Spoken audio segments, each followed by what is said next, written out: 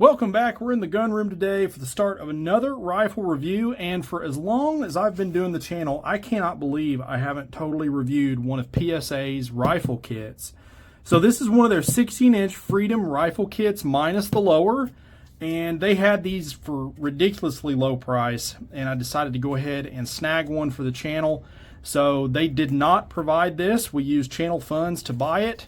But we're going to show you the contents, what you get with one of their kits, take a closer look at the pieces, and we're going to slap it on a lower, and then we will take it back and see how it does. So this is the box it comes in, and probably the coolest part of all of this, made in America for life. So that's really, really cool. So good on PSA for that. But here is the kit. So this is a rifle kit. This is everything minus the lower. So here is our upper.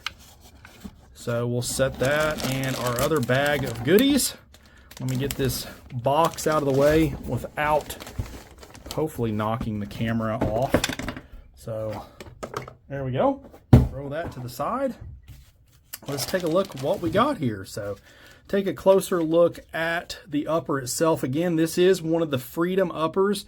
So it's 16-inch, 5.56, 1-in-7 twist, with a designation Freedom. Now this is a nitrided barrel. That barrel looks really good.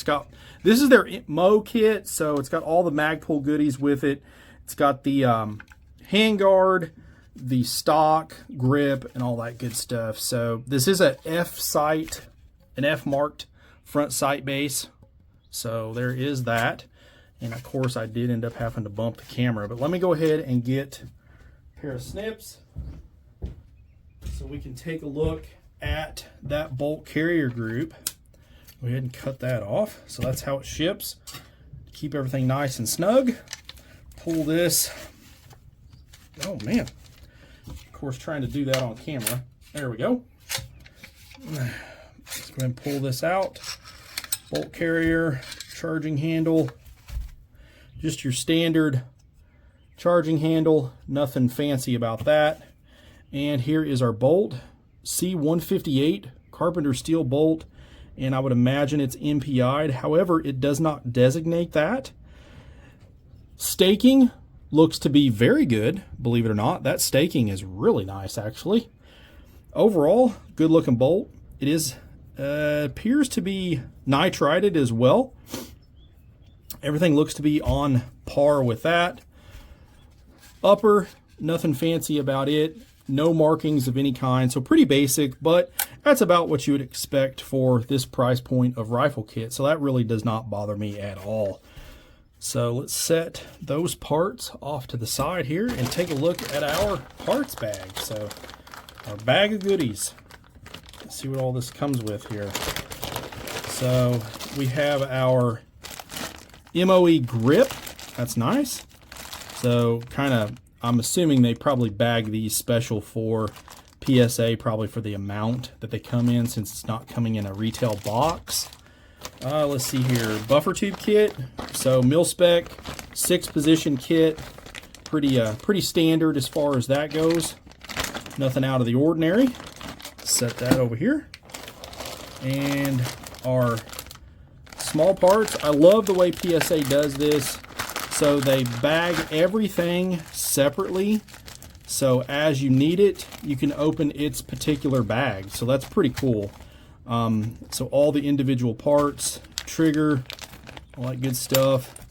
There is the OD green. This is the OD green kit, so OD green trigger guard there as well.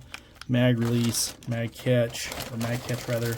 And then our OD green Mo stock. So that's pretty cool. It's pretty cool. Now, one thing that I don't see is a buffer. I wonder if it's inside of this tube. I hope. Yes, it is. Okay. Whew. So the buffer is in there. So good deal. All right. So we got our tube. We got all of our incidentals here. The trigger kit. Got all the springs and pins. Selector. There's the bolt catch.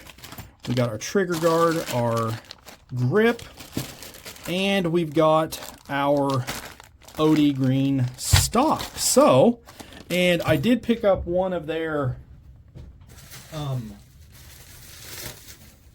just their regular run-of-the-mill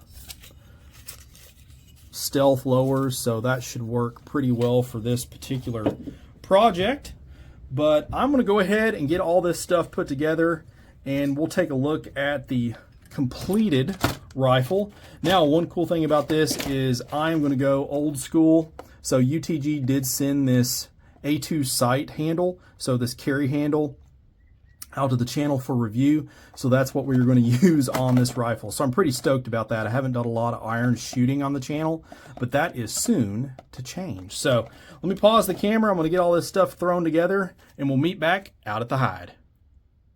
All right, one thing I did want to point out, guys, while I'm putting this lower together is PSA, in their infinite wisdom, decided to include an extra spring and an extra detent for your takedown pins.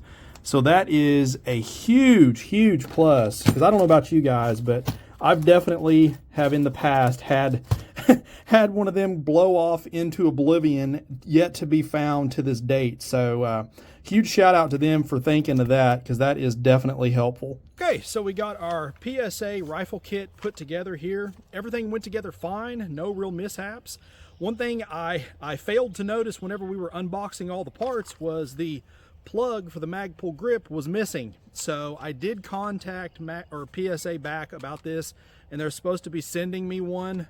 So we'll see how long that takes to get. But overall, pretty happy with the fit and finish. Upper to lower receiver fitment's really good, very minimal wobble. The carry handle sighted in very easily with minimal rounds. That tells me that the F-Mark sight base was not canted in any way. So let's take some shots and just kind of see how it does.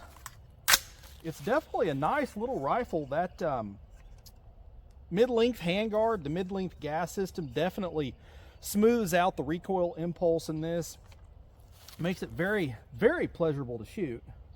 But let's try some rounds down here at about 90 yards.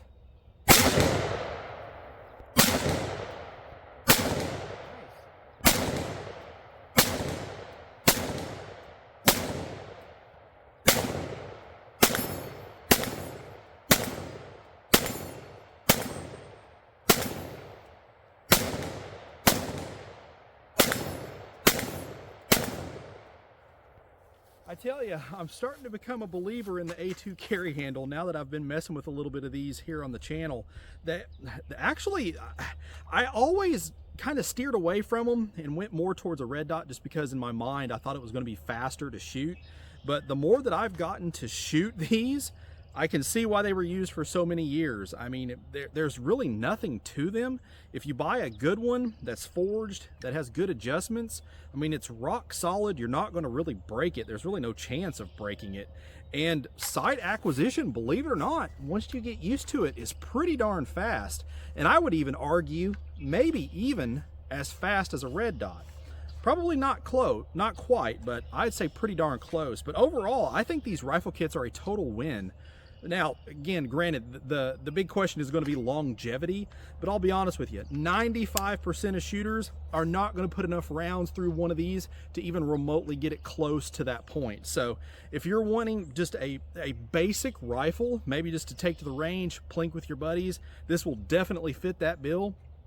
If you're looking for an entry-level rig just to get you shooting, maybe to take some courses with, I would have no qualms at all running this through some drills, which I did do after I sighted it in. No issues at all. Overall, there's probably, I'd say about 250 rounds through this gun. No, that's not a lot, but for me, I mean, and for most guys, that's probably all it would see in probably 6 months anyway. And it ate them up, chucked them out. So I think they're a total win for the price. Definitely get your hands on one of these before it's too late. You never know what the political environment's going to do, so you may not be able to get one of these. But Magpul furniture right off the bat, you don't have to add anything as far as that goes. Handguard, stock, and grip out of the box, and even the trigger guard. So that's definitely a high value rifle in my opinion.